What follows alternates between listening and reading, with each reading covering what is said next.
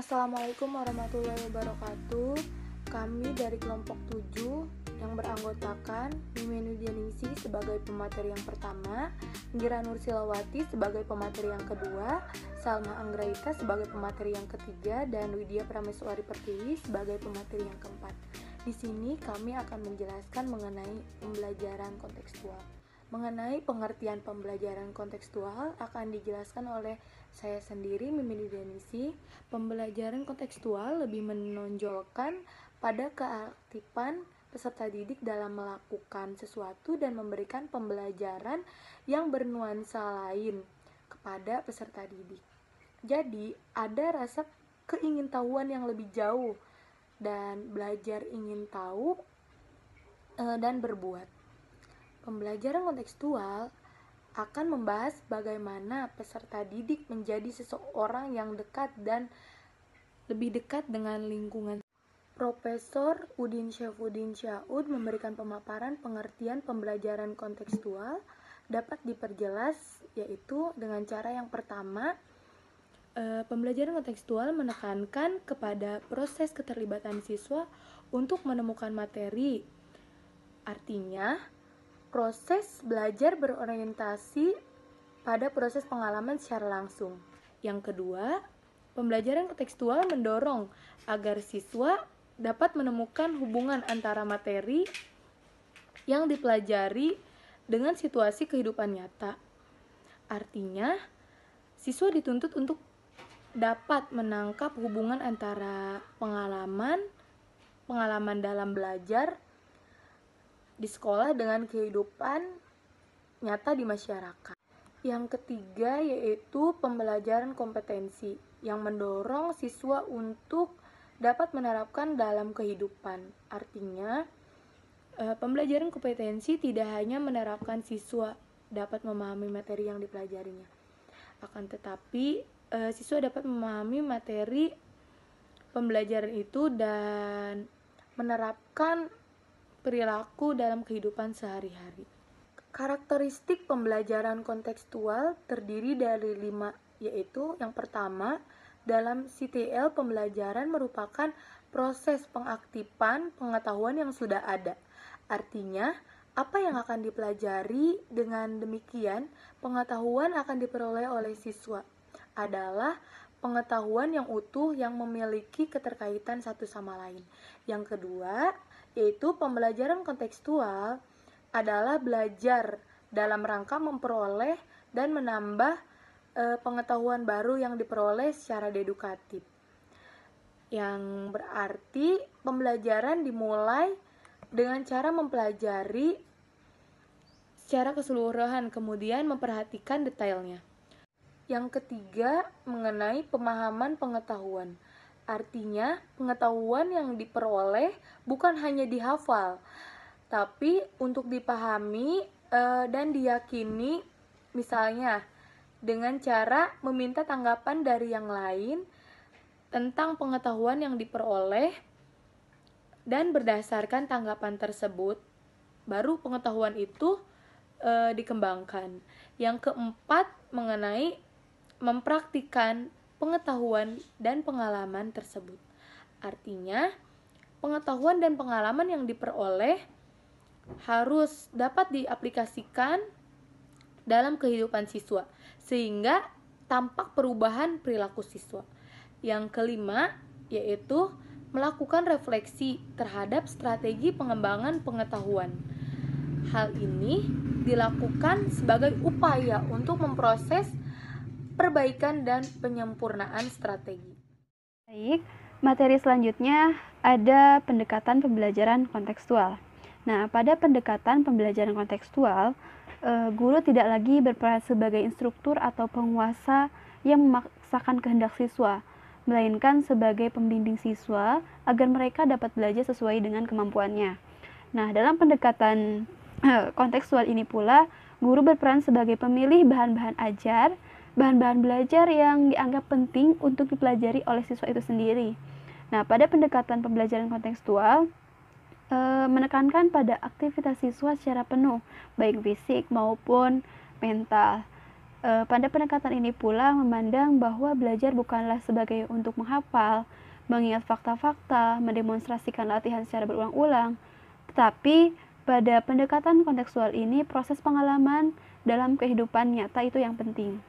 Nah, dalam pembelajaran kontekstual ini pula pembelajaran seperti di luar kelas atau di alam dan di lingkungan sekitar sekolah merupakan tempat untuk memperoleh informasi sehingga menguji data hasil temuannya, kemudian mereka bawa di dalam kelas dan bahan kajian di dalam proses pembelajaran bagi siswa. Materi selanjutnya yaitu ada prinsip-prinsip pembelajaran kontekstual. Elaine B. Johnson pada tahun 2002 menyatakan terdapat 3 prinsip dalam pembelajaran kontekstual. Prinsip yang pertama yaitu ketergantungan atau interdependensi. Nah, pada prinsip ini ketergantungan antara pendidik dan pelajaran sekolah merupakan suatu sistem kehidupan yang terikat dalam kehidupan seperti di rumah, tempat kerja, lingkungan masyarakat, dan di sekolah, kemudian saling berhubungan dan ketergantungan antara lingkungan sekolah seperti guru, kepala sekolah, tata usaha, dan narasumber yang lain di sekitar siswa. Prinsip yang kedua yaitu prinsip diferensiasi. Pada prinsip ini, pembelajaran kontekstual berpusat pada siswa menekankan aktivitas dan kreativitas siswa. Siswa berkolaborasi dengan teman-teman sebayanya untuk melakukan pengamatan, penghimpunan, dan mencatat fakta serta informasi untuk memperoleh pemecahan masalah. Prinsip yang ketiga yaitu prinsip pengorganisasian diri atau self-organization. Pada prinsip ini, pembelajaran kontekstual menuntut para pendidik dan para pengajar di dalam sekolah agar mendorong setiap siswa untuk memahami dan merealisasikan semua potensi yang ada di dalam dirinya sendiri dapat dioptimalkan dalam kehidupan sehari-hari. Nah, pada pembelajaran kontekstual ini, di dalam prinsip pengorganisasian diarahkan untuk membantu para siswa mencapai keunggulan akademik, penguasaan keterampilan, standar pengembangan sikap, dan moral sesuai dengan harapan masyarakat. Dalam pembelajaran kontekstual itu memiliki 7 komponen. Yang pertama saya akan bahas adalah konstruktivisme. Konstruktivisme ini adalah proses membangun atau menyusun pengetahuan baru dalam struktur kognitif siswa berdasarkan pengalaman, di mana siswa tidak hanya melihat objek, akan tetapi siswa juga dapat memandang subjek dalam memahami objek yang diamatinya. Pada pendekatan konstruktivisme ini, proses pembelajaran menyatakan bahwa dalam proses memperoleh pengetahuan diawali dengan terjadinya konflik kognitif. Jadi, pembelajaran awalnya adalah konflik. Lalu di mana siswa itu dapat mengatasinya dengan pengetahuan dini, dan pada akhir proses belajar, pengetahuan akan dibangun sendiri oleh anak didik melalui pengalamannya dari hasil interaktif dengan lingkungannya. Lalu yang kedua ada asas inquiry. Asas inquiry merupakan proses pembelajaran berdasarkan pada pencarian dan penemuan melalui proses berpikir secara sistematis. Belajar merupakan proses mental seseorang yang tidak terjadi secara mekanis, akan tetapi perkembangan diarahkan pada intelektual, mental, emosional, dan kemampuan individu yang utuh. Dalam model inquiry ini dapat dilakukan melalui beberapa langkah sistematis, yaitu merumuskan masalah, mengajukan hipotesis, mengumpulkan data, menguji hipotesis berdasarkan data yang dikumpulkan, dan 5. Membuat kesimpulan. Lalu yang ketiga ada bertanya. Belajar pada hakikatnya adalah bertanya dan menjawab pertanyaan. Bertanya dapat dipandang sebagai refleksi dari pengetahuan setiap individu, sedangkan menjawab pertanyaan mencerminkan kemampuan seseorang dalam berpikir. Kegiatan bertanya hanya berguna untuk 1. Mengenali informasi tentang kemampuan siswa dalam penguasaan materi pembelajaran. Yang kedua, mengembangkan motivasi siswa untuk belajar. Yang ketiga, merangsang keingintahuan siswa terhadap sesuatu. Yang keempat, memfokuskan siswa pada sesuatu yang diinginkan. Dan 5, membimbing siswa untuk menemukan atau menyimpulkan sendiri. Lalu yang keempat ada konsep belajar atau learning community. Konsep masyarakat belajar dalam pembelajaran konseptual menyarankan agar hasil pembelajaran diperoleh melalui kerjasama dengan orang lain.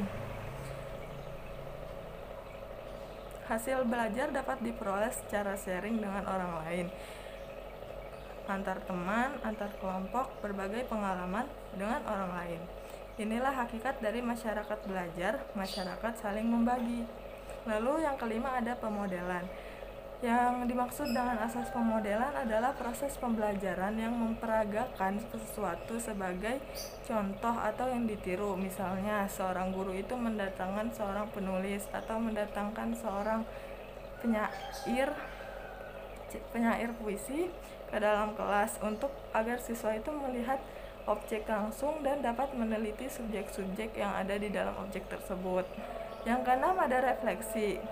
Refleksi adalah proses pengendapan pengalaman yang telah dipelajari yang dilakukan dengan cara mengurutkan. Kembali kejadian atau peristiwa pembelajaran yang telah dilaluinya. Terus dalam pembelajaran kontekstual, setiap berakhir proses pembelajaran, guru memberikan kesempatan kepada siswa untuk merenung atau mengingat kembali apa yang telah dipelajarinya. Lalu yang ketujuh ada penilaian nyata. Penilaian nyata adalah proses yang dilakukan guru untuk mengumpulkan informasi tentang perkembangan belajar. Berbicara mengenai model pembelajaran kontekstual ini adalah seorang guru mengajak siswanya untuk dapat memecahkan suatu masalah yang terjadi di lingkungan sekitarnya. Pada kesempatan ini, seorang siswa diberikan kesempatan untuk dapat mengungkapkan dengan kata-kata mereka sendiri bagaimana cara untuk mengatasi masalah tersebut. Tahap dari model pembelajaran kontekstual ini terbagi menjadi 4, yaitu tahap invitasi, tahap eksplorasi, tahap penjelasan dan solusi, dan tahap pengambilan tindakan.